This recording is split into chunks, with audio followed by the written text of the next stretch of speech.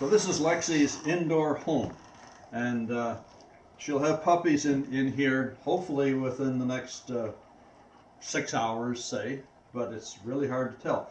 She keeps rearranging her bed in there. We have the temperature at 80 degrees, but we can increase the if it gets cold at all. We have the heat lamp here. But 80 degrees is ideal for puppies. She is going to give birth in the next either few minutes or few hours. We don't really know. She has just cleaned out some of the poop that's down there. She had a good pee, and that's good.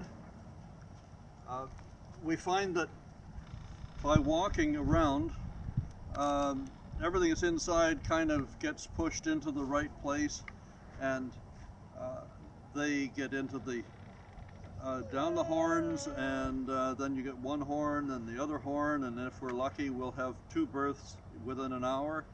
But usually it takes about an hour for each of the puppies to come. Now the reason for the towel is that sometimes when they come out, they look like they're going to have a poop, but then instead of having a poop, they have a pup instead. And then this roll of puppy comes out, all in its nice watery sheath.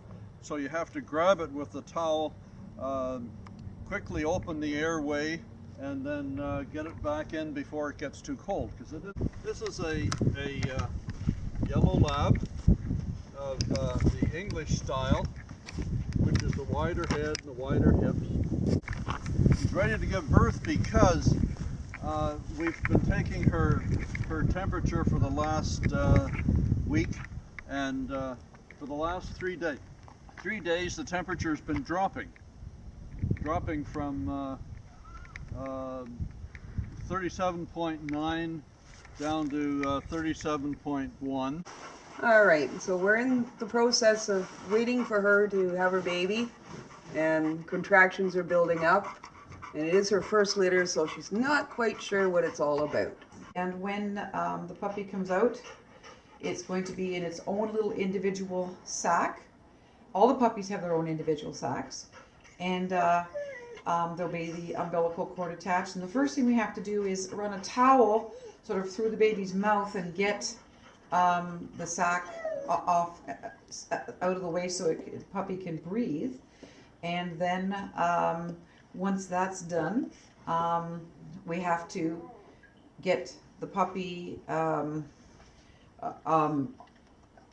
a nipple. Well, first we may have to suction it because some's full of amniotic fluid, and then we want to get the puppy, if it's breathing okay, we get it on a nipple right away, and we have to watch because the placenta, the mom's going to try and eat the placenta, and she'll try to get the umbilical cord and bite it off. And although she can do it, they can accidentally bite too close to the baby's tummy and cause a hernia, so we don't want them to do that, so we do that. And then we don't want her eating the placenta, which she's going to do. If she were in the wild, she would do that in order to keep her cave clean and keep predators from smelling that. And so we get rid of the placenta for her. If she eats it, which some people think is a good idea, it does give them the runs, though. And we don't want that happening. So she may eat 1 or 2 if we don't get to it fast enough. But generally we're right on it.